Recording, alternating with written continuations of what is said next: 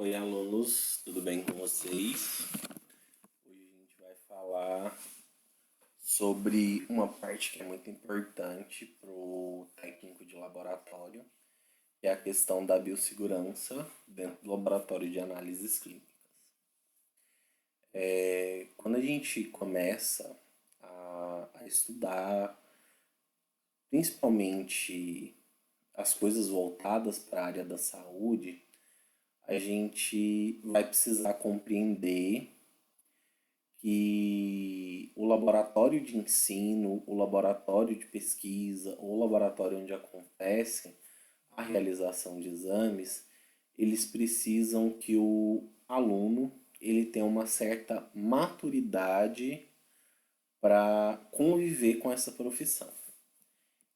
E isso está relacionado porque esse laboratório ele vai conter diferentes agentes, diferentes artefatos que possam impactar de uma forma assim significativa na vida do colaborador. Então, o estudante que escolhe ir para essa área da análises clínicas, ele tem que entender que ele vai relacionar com pessoas que vão ter possibilidade de contaminação, equipamentos, reagentes extremamente complexos, solventes, vidrarias, micro-organismos e diversos documentos. Então, quando a gente fala desse tipo de estudante voltado para a área da saúde, a gente precisa entender que ele vai passar por diversos organogramas dentro do local de trabalho e ali ele vai ter que aprender a lidar com essas situações complexas. Por quê? Geralmente esses ambientes eles são ambientes extremamente contaminantes. Então, a falta ou a baixa utilização dos princípios de biossegurança levam contaminações de um setor para o outro.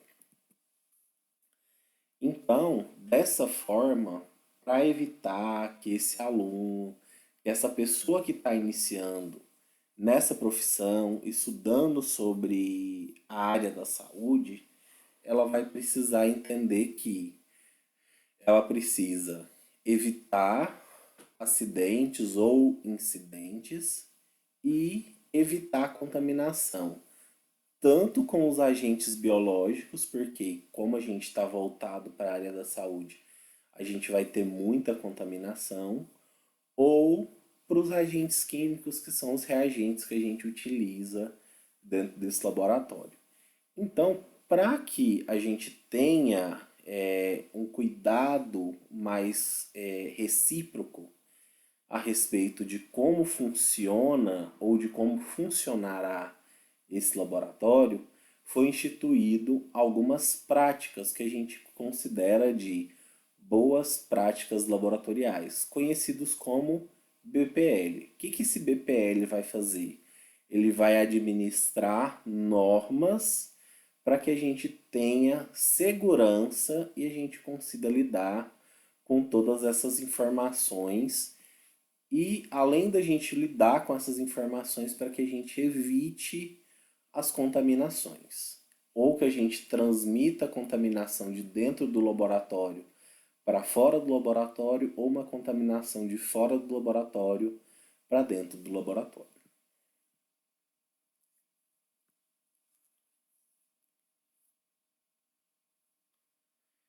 Então, o BPL ele vai ser principalmente associado às condutas, o que pode e o que não pode ser feito dentro desse laboratório. Quais são as regras, como que a gente deve lidar, como que a gente deve interagir dentro desse sistema para que a gente evite esses problemas, principalmente de contaminação. Então, a gente sempre vai utilizar dentro de qualquer laboratório, se seja dentro de um hospital, se seja dentro de um laboratório padrão, onde a gente vai fazer alguns exames de rotina. Então, a gente precisa ter esse cuidado com as interações para que a gente não danifique o sistema e a gente não infrinja as boas práticas laboratoriais. Então, o que as boas práticas laboratoriais trazem de importante para a gente? Elas são um sistema de qualidade relativo à organização e às condições sob as quais os estudos em laboratórios e no campo são planejados, realizados, monitorados, registrados, relatados e arquivados. O que ele está querendo dizer? Que as boas práticas laboratoriais, elas são um sistema de qualidade. Para que o quê? Se eu esteja fazendo uma pesquisa ou se está sendo realizado um exame clínico de um paciente, eu preciso ter qualidade para que o quê? Eu consiga desenvolver aquele ensaio da melhor maneira possível. Ou seja, esse sistema de organizar, ele vai me trazer benefícios para que eu evite esses processos de falta com a biossegurança.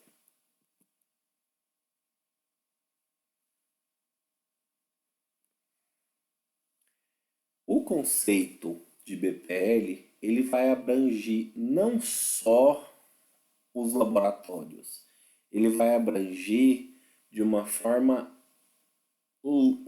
grande e ampla, principalmente produtos que são voltados para a saúde humana, produtos vegetais, animais, ao meio ambiente, para que o quê? Que a gente tenha um suporte relacionado a evitar contaminação ou evitar infringir as normas de biossegurança. Então a gente precisa que esse sistema ele funcione como um controle da qualidade da ação que aquele aluno ou que aquele profissional está realizando, para que ele não tenha nenhum problema, nem de risco de se contaminar, nem de contaminar o ambiente. E um ponto muito importante sobre as boas práticas laboratoriais é que elas instituem que a gente necessita ter o quê? Uma infraestrutura laboratorial, ou seja, todas as coisas elas precisam ser planejadas, ou seja, se eu planejo algo, significa que eu tenho o quê? Um desenho, tenho um croquis, de quê? De mostrar como aquele laboratório ele foi planejado para que tais ações sejam regulamentadas. E isso traz com que o quê? O planejamento ele aborde os principais riscos que estão sendo exigidos ali para aquele trabalhador. Então, quem cuida dessa infraestrutura laboratorial é a RDC número 50, de 21 de fevereiro de 2002. E essa RDC número 50, ela explica qual a forma que deve ser regido ou organizado esse ambiente. Então, existe um layout para que a gente tenha um planejamento para que não aconteça nenhum tipo de contaminação de fora do laboratório para dentro do laboratório ou de dentro do laboratório para fora do laboratório. E aí, em função disso, além da gente ter esse layout, é essencial que a gente discuta esse nível de biossegurança à medida que a gente utilize agentes patológicos. O que eu estou querendo dizer com isso? À medida que eu vou aumentando o risco, o layout do laboratório ele tem que ser o quê? Específico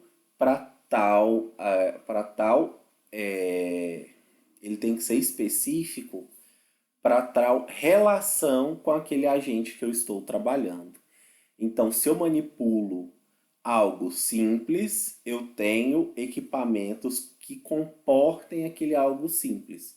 Por exemplo, vou fazer uma cultura de urina. Então, eu preciso ter uma capela de fluxo laminar, eu preciso ter um ambiente que não tem contaminação, que não pode contaminar o meu meio de cultura. Ou seja, eu preciso ter um ambiente, ou seja, um layout específico para aquela situação.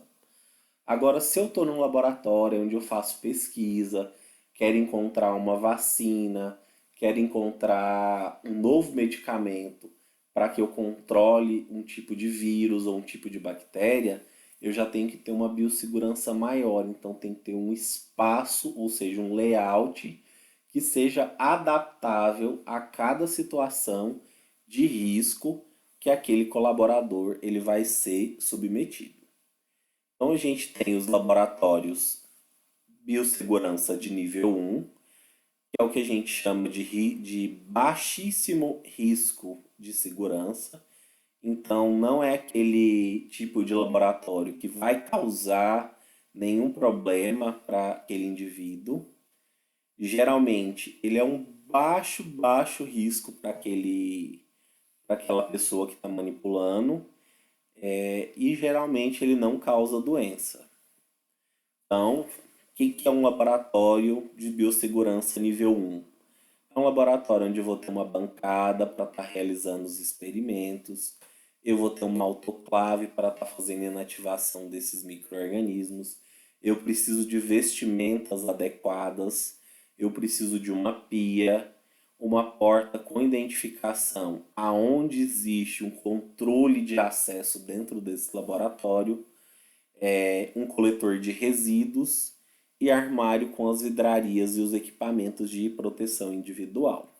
Então, esse laboratório ele é bem básico, ou seja, ele não apresenta nenhum tipo de risco para aquele indivíduo. Mas esse laboratório ele deve ser o quê? Restritivo. Já o laboratório de nível 2 ele tem um risco mais moderado. Porque os agentes agora que eu vou estudar nesse tipo de laboratório, eles podem provocar infecções, tanto no homem quanto nos animais. E eu preciso ter medidas que evitem essa contaminação de dentro do laboratório para fora do laboratório. Então eu já tenho algo um pouco mais complexo. Então tem aquela estrutura básica do laboratório de nível 1 e agora eu incluí uma capela de fluxo laminar. Nessa capela de fluxo laminar, o que acontece?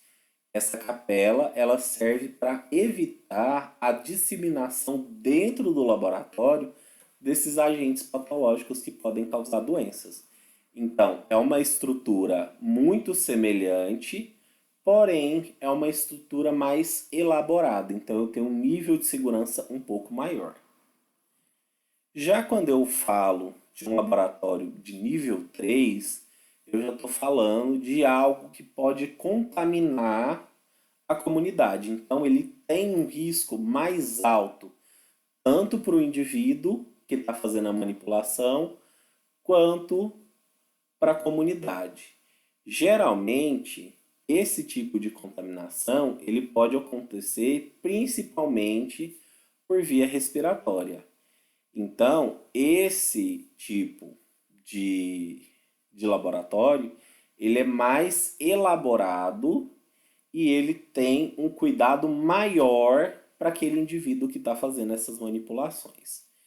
Geralmente, esse tipo de laboratório, ele representa tanto um risco alto para a comunidade quanto para o meio ambiente. Porque se aquele indivíduo que faz as manipulações se contaminar, ao sair do laboratório ele tem a capacidade de transmitir isso para outras pessoas. Então, exemplos de algo que são manipulados nesse tipo de laboratório é o antraz, que é uma bactéria, então Bacilo anthracis é um tipo de micro-organismo que a gente manipula nesse tipo de laboratório de biossegurança. É um tipo de bactéria extremamente forte, então a gente tem que tomar muito cuidado. Ou o vírus da imunodeficiência humana, que é o HIV. Então, são exemplos de algo que a gente trabalha nesse tipo de laboratório, ou seja, é laboratório mais voltado para as pesquisas. Então, a gente precisa desenvolver mecanismos que evitem a gente fazer essas propagações. Então, esse laboratório, ele já tem algo um pouco diferente daquele laboratório que a gente viu de nível 1 e de nível 2. Por exemplo, ele tem uma sala antes de se entrar no laboratório e essa sala ela serve para descontaminação, ou seja, esse laboratório ele fica isolado, ou seja, a pessoa só entra e só sai desse laboratório depois que ela passar pelos processos de descontaminação. Então, é o mesmo aparato, continua tendo a capela de fluxo laminar, porque essa capela é importantíssima, porque é ela que vai fazer a contenção desses agentes patogênicos para evitar que eles sejam contaminantes ao meio externo. E esse laboratório, ele é extremamente organizado para evitar que essa contaminação saia do laboratório para a comunidade externa. Já quando a gente fala num laboratório de risco 4, ou seja, de nível 4 de biossegurança, a gente está falando de um laboratório que tem o alto poder de transmitir tudo que tem ali dentro para fora desse laboratório. Geralmente, ele pode acontecer por duas formas de transmissão: a via respiratória ou por outras vias ainda não conhecidas. Esses laboratórios que trabalham com esse alto risco, eles não têm muito o que fazer para controlar esses agentes que causam essas infecções. Porque às vezes a falta de entender como que acontece a transmissão dificulta a forma de como minimizar o impacto desse laboratório para o meio ambiente e para a comunidade. Geralmente, nesse laboratório de nível 4, a gente tem alguns tipos de micro-organismos que a gente acaba trabalhando, que é mais voltado para pesquisa, geralmente. Nesse tipo de laboratório, a gente pode trabalhar com pesquisa do vírus Ebola ou do vírus da varíola. Então, assim, são coisas contaminantes e altamente transmissíveis. Então, a gente tem que tomar muito, muito cuidado quando a gente trabalha no laboratório nível 4. Então, esse laboratório, só para vocês verem a diferença, eu preciso ter um processo de descontaminação e descontaminação dentro e depois fora do laboratório. Ou seja, nada desse laboratório eu só entro nele a partir do momento que eu deixo todos os meus pertences numa sala separada. Depois eu passo por procedimentos onde eu visto uma roupa especial. Nessa roupa especial eu vou receber processos de descontaminação e depois eu vou fazer a entrada para dentro do laboratório. Então, assim, é um pouco mais complexo do que o laboratório de nível 3. Então, a diferença entre os laboratórios, tipo nível 1, nível 2, nível 3 e nível 4, é o tipo de agente patogênico que a gente vai estar utilizando. Geralmente, nós, técnicos de laboratório, vamos trabalhar em laboratórios nível 1 e nível 2, que são laboratórios de hospital, que são laboratórios de escolas, laboratórios onde a gente vai fazer exames eletivos. Então são mais níveis um pouco mais controlados. Já os níveis 2, 3 e 4, eles estão voltados principalmente para processos de pesquisa, onde eu quero entender um pouco mais como funciona a transmissão de um certo tipo de vírus, ou como que funciona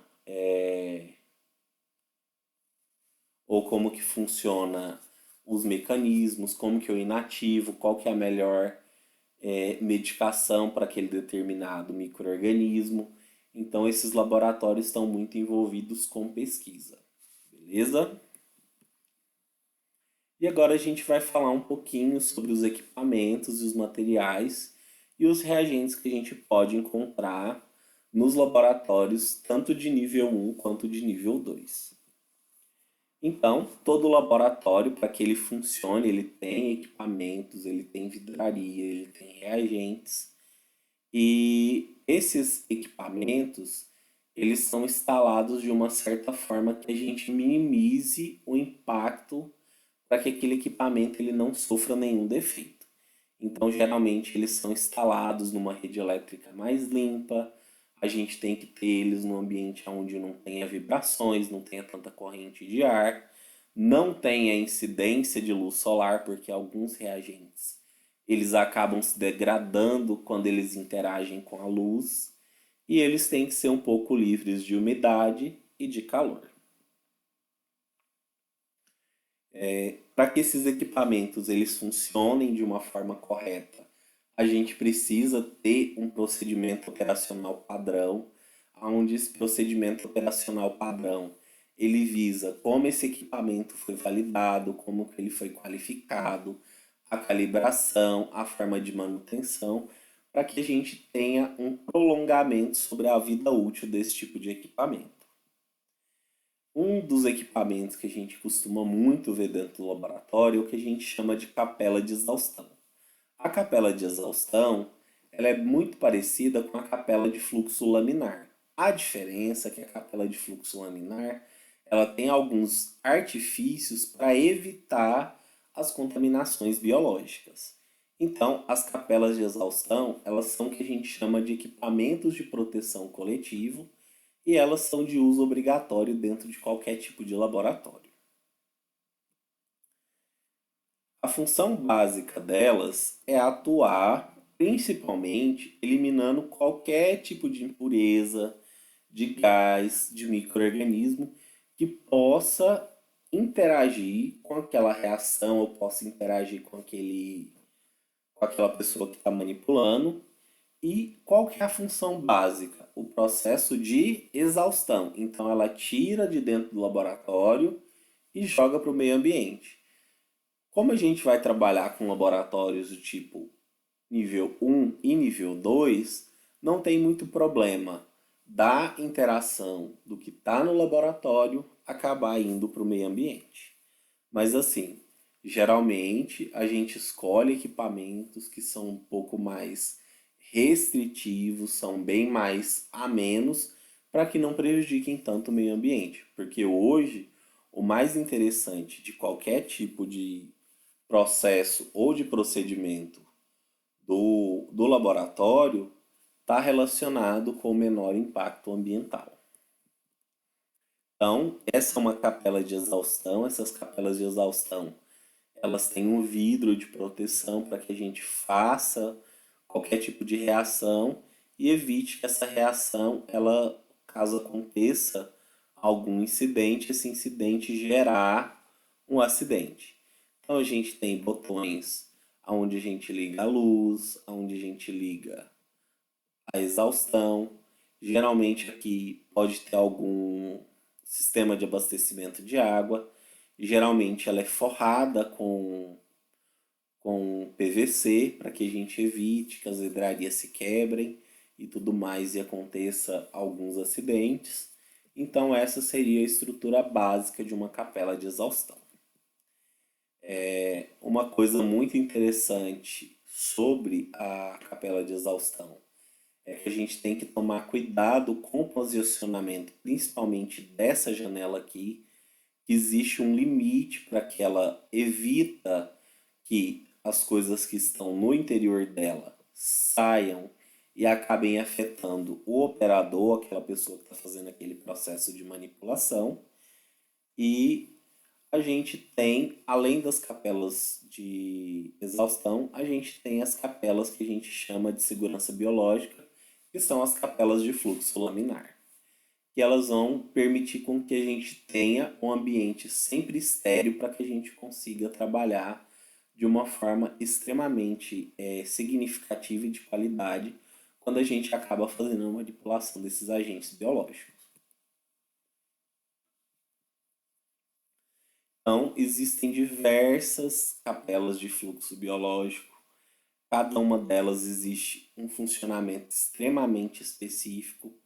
Esse funcionamento está relacionado com o tipo de filtro que eu tenho dentro dessa capela, que vai evitar partículas, micro-organismos, contaminação, e a gente acaba tendo uma eficiência muito maior nessa capela de fluxo laminar do que na capela de exaustão. As capelas de fluxo laminar, elas podem ser do tipo vertical ou do tipo de horizontal. Então, o que vai diferenciar vai ser a forma como vai acontecer a recirculação no interior dessa capela de fluxo laminar.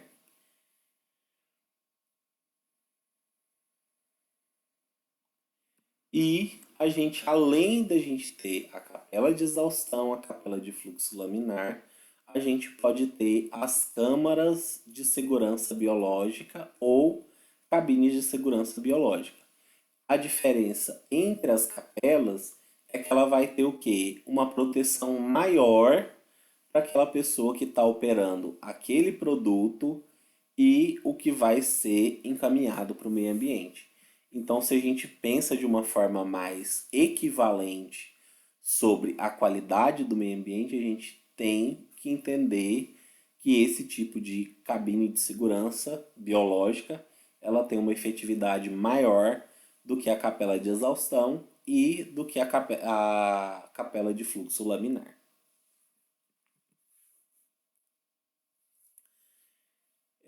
Essas cabines de segurança biológica elas são classificadas em três níveis, então a gente tem a classe 1, a classe 2 e a classe 3, que se vocês derem uma olhadinha no material de apoio, vocês vão conseguir entender um pouquinho melhor sobre a diferenciação dessas três classes, então a gente não vai entrar muito em detalhes. Então a gente só precisa entender que existem esses tipos e qual que é a diferenciação de cada um deles.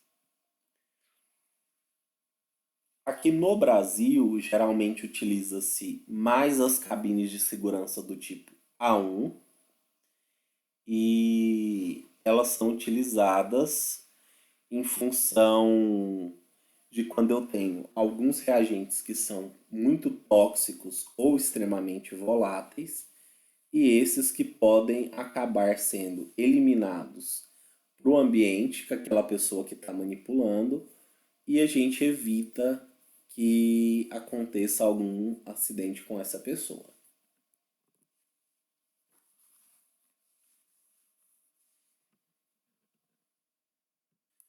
Então, vocês viram que o laboratório ele tem uma certa organização para esses equipamentos. Um desses equipamentos extremamente importantes é a capela de exaustão ou a capela de fluxo laminar ou a cabine de segurança biológica.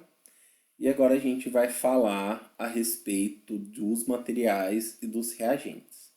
Então, quando a gente pensa na realização de qualquer exame clínico dentro de um laboratório, é imprescindível que a gente opte por reagentes que tenham uma qualidade, que tenham uma efetividade naquilo que a gente está fazendo. E para que esse reagente ele tenha essa expertise, que ele seja de uma boa procedência, ele precisa conter algumas especificações, como de onde ele veio, qual que é a identidade, qual que é a composição, a data de fabricação, a validade, quais são as formas de condicionamento e quais são as informações quando acontece acidentes, se eu preciso tomar muito cuidado com aquele tipo de reagente, se ele não tem uma interação com outro tipo de reagente e qual a melhor forma de organizar e manter esse reagente.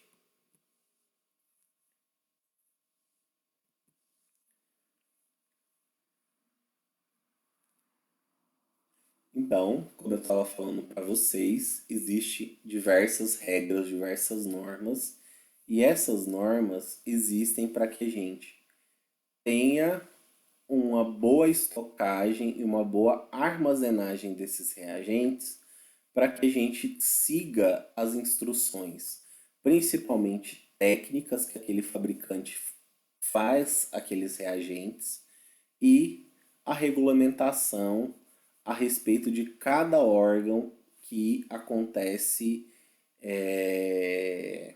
de fiscalizar se aquele reagente ele tem uma boa procedência ou não.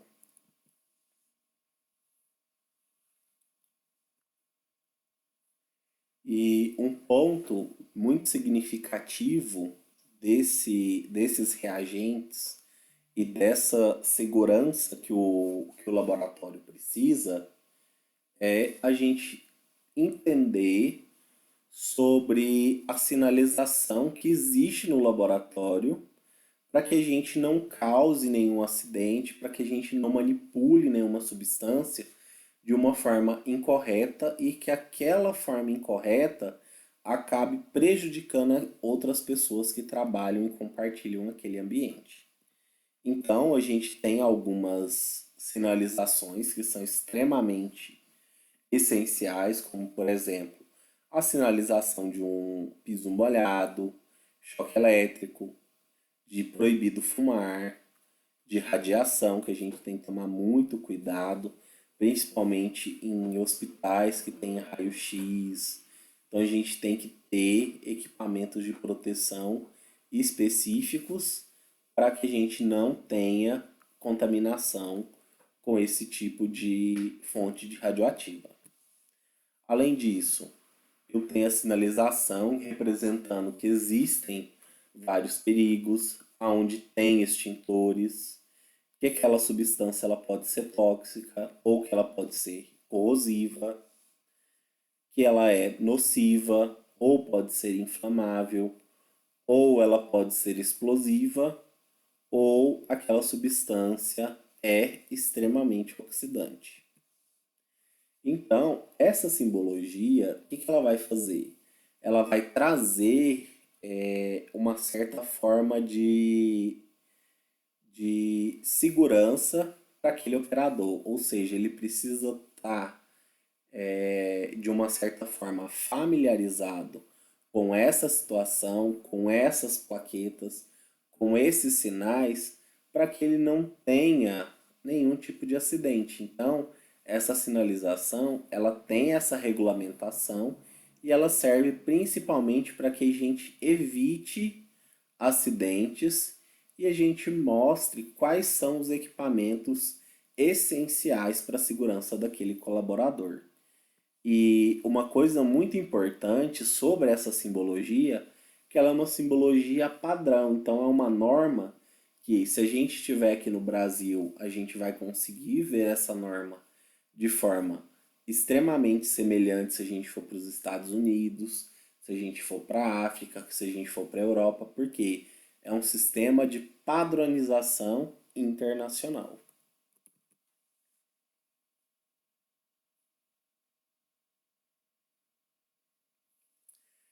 E uma coisa que a gente tem que tomar muito, muito cuidado é quando a gente trabalha com produtos que podem ser inflamáveis ou explosivos. Então, geralmente, quando a gente trabalha no hospital, a gente tem um produto que é extremamente inflamável, que é o oxigênio medicinal. Então, muitas pessoas utilizam. Então, algo que a gente tem que tomar muito cuidado é para que essas pessoas que manipulem essa substância inflamável, elas não fumem, elas não deem ignição ou trazem alguma forma de incidir a ignição para aquele material que ele tenha esse processo inflamável ou que ele possa ocasionar um processo de explosão.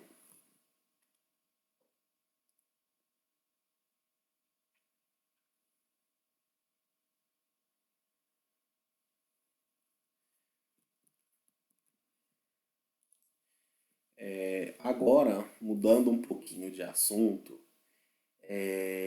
geralmente as pessoas que trabalham dentro de laboratórios, elas são expostas a diferentes agentes de riscos. Esses agentes de riscos, eles são classificados em cinco classes e geralmente nós, trabalhadores, principalmente do laboratório, a gente vai estar envolvido principalmente com dois tipos específicos de agentes de risco, que são os agentes químicos e os agentes biológicos. Porque o espaço onde a gente vai realizar o nosso trabalho, onde a gente vai realizar as análises, ele é um espaço onde eu tenha um contato muito forte com esses agentes, tanto químicos quanto biológicos. Além desses agentes químicos e biológicos, a gente também tem outros agentes de risco, como os aspectos físicos, que são mais voltados para quem trabalha mais com o processo de radiografia, tomografia, e a gente também está associado a outros agentes de risco, como os agentes ergonômicos e os agentes acidentais.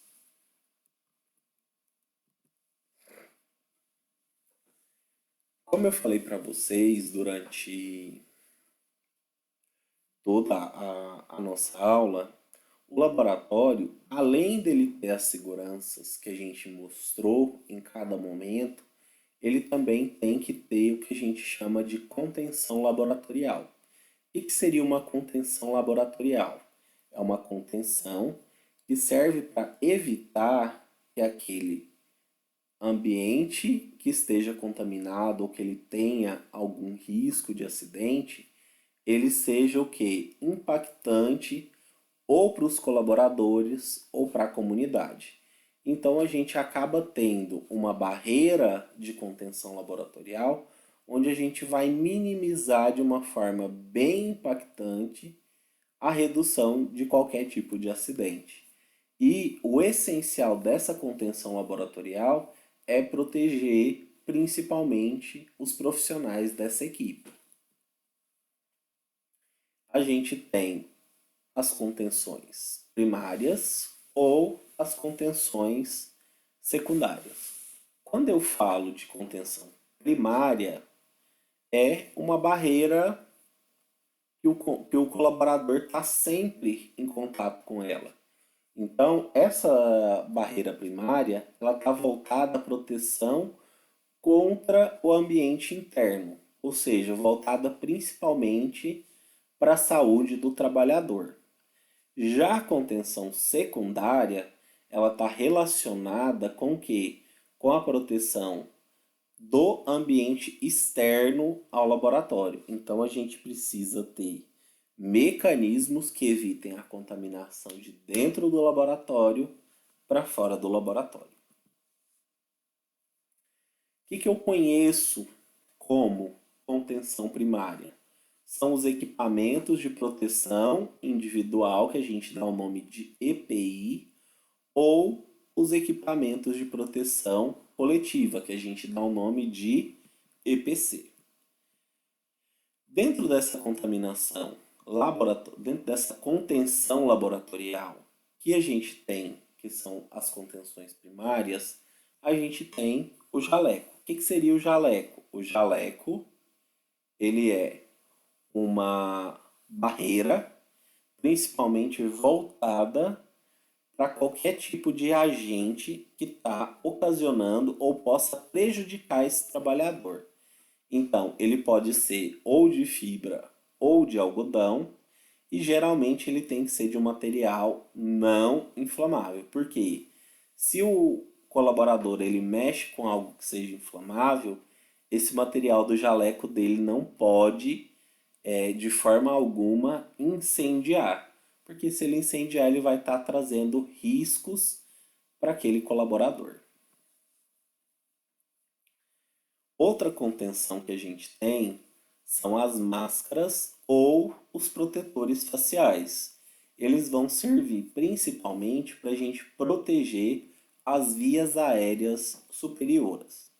Então, eu tenho o que a gente chama de face shield, que é uma proteção facial, que ela é voltada principalmente a proteger contra sobre partículas sólidas, como por exemplo, voltadas ao impacto, ou substâncias tóxicas, principalmente líquidos e vapores, ou a radiação, que pode ser ultravioleta ou radiação infravermelha. Além da face shield, a gente tem as máscaras de proteção. E essas máscaras de proteção, elas estão voltadas principalmente para evitar a contaminação daquele colaborador ou com vapor tóxico ou com aerossóis, principalmente voltados de quê? De micro-organismos que causam certa patogenicidade, como por exemplo, vírus e bactérias. Geralmente, a máscara mais comum é o que a gente chama de N95 ou PFF2, que é uma máscara que tem filtro para contaminantes onde estão incluídos vapores tóxicos ou aerossóis, principalmente de contaminantes biológicos, que são os micro-organismos, podem ser vírus, bactérias, entre outros. Além dessa máscara, a gente também pode ter outros tipos de máscara que vão nos proteger de uma forma extremamente mais forte, como por exemplo, essas máscaras que têm esses filtros que eles vão nos proteger como? De substâncias como, por exemplo, formaldeído, amônia, cloreto de hidrogênio ou substâncias extremamente mais tóxicas. Outra forma de contenção laboratorial são as luvas. Então, para que a gente usa luva dentro do laboratório? Para evitar contaminação, geralmente ou por agente químico, agente físico ou agentes biológicos. E como a gente trabalha dentro do laboratorial, a gente precisa dessa contenção principalmente para que a gente não tenha exposição ao sangue ou aos hemoderivados ou a esses fluidos biológicos. Então, as luvas, elas podem ser de diversos tipos de material, elas podem ser estéreis ou não estéreis. Quando essas luvas têm essa esterilidade, elas são consideradas como luvas cirúrgicas. Geralmente elas podem ser feitas de látex, de vinil, de PVC, entre outros vários tipos de materiais. Eu tenho luvas que podem ser resistentes a frio e calor, então geralmente quando eu mexo com algum componente que tenha excesso de calor ou excesso de frio, é necessário utilizar esse tipo de luva, porque esse tipo de luva ele é essencial, então é ele que vai evitar o que eu queime, ou que eu tenha uma queimadura ou por calor ou por frio, que é uma substância que vai estar muito com os graus muito abaixo do que o meu organismo suporta, então pode acontecer esse tipo de queimadura. Outro tipo de luva que a gente pode ter dentro do laboratório são as luvas voltadas principalmente para os produtos químicos, que geralmente pode ser feita de borracha natural, PVC, de PVA ou de borracha de butadieno. Então, essas luvas elas vão ser essenciais para que o quê? Que a gente não tenha interação com nenhum tipo de produto químico que possa principalmente agredir a saúde daquele trabalhador. Além desses vários objetos que a gente falou, tanto de EPIs quanto de EPCs, outras coisas que a gente pode ter no laboratório são as toucas, ou elas podem ser chamadas de gorros. Então, elas servem principalmente para proteger a região superior da cabeça, onde a gente tem os nossos cabelos, e ela evita principalmente qualquer tipo de contaminação dessa região. Além disso, a gente também pode ter óculos de proteção ocular para que a gente não tenha nenhum respingo ou nenhuma tração de impacto na região dos olhos, ou quando há um risco de ruído muito grande, a gente pode ter esses protetores auriculares. Os propés, eles também são utilizados com a mesma finalidade das toucas, então eles servem para que a gente entre num ambiente que é estéril e eles geralmente são descartáveis e são confeccionados principalmente pelo material de algodão. Além desses materiais, a gente também pode ter o quê? As botas de proteção, que são calçados de segurança que a gente utiliza em certas ocasiões para que a gente tenha o quê? Uma forma mais específica de proteger aquele colaborador. Então, geralmente esses materiais eles são feitos de plásticos e eles são extremamente resistentes a produtos químicos.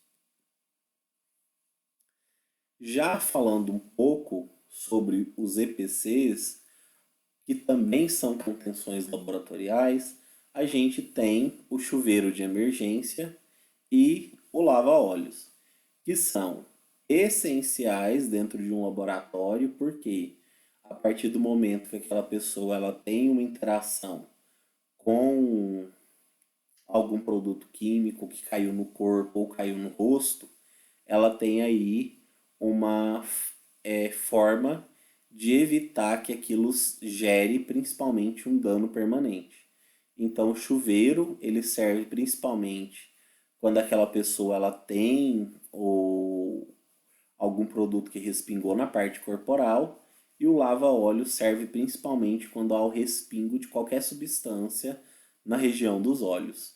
Esse chuveiro de emergência com o lava-óleos, ele tem que ser inspecionado toda semana dentro do laboratório para avaliar, ver se realmente ele está funcionando, se tem água, se não tem, porque caso aconteça algum acidente e esse tipo de equipamento ele não está sendo inspecionado ou verificado, você pode ainda trazer um risco cada vez maior para a vida e para a saúde daquele colaborador. E aí eu vou deixar um exercício para vocês fazerem aí, para exercitar tudo que a gente aprendeu na nossa aula de hoje.